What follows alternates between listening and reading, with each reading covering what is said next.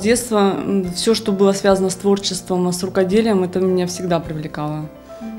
Моя бабушка шила, бабушка моей бабушки тоже шила, и я видела, как создавались платья.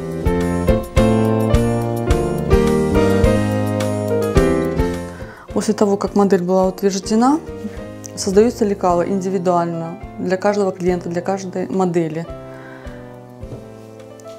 И потом приступаем к крою. Очень важно, чтобы детали были правильно расположены, соблюдена нить основы. Для меня очень важно, чтобы впоследствии изделие сидело просто идеально по фигуре. Я люблю что-то уникальное. Да, мой клиент может быть абсолютно уверен, если платье, которое я ему создам, будет уникально, оно будет единственное в экземпляре, я не повторяюсь. Но самое важное, что в конечном итоге изделие сидело идеально, подчеркивало все достоинства, скрывало некоторые недостатки фигуры, и в конечном итоге, чтобы клиенту было комфортно носить это изделие. Ой, больше всего я все-таки люблю это свадебное платье, вечернее платье, на никях, вот невесты у меня любят заказывать. Вот это вот, да, это мое.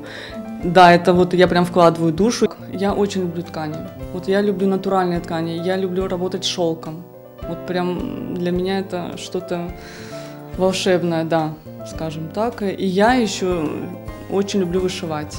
Вот сейчас активно изучаю кутюрную вышивку.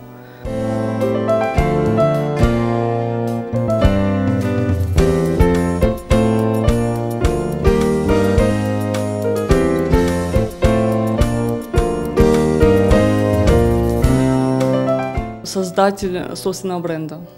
Вот таким человеком я себя вижу, да. И в будущем, так как я увлекаюсь активно кутюрной вышивкой, почему бы нет, хотела бы создать школу кутюрной вышивки.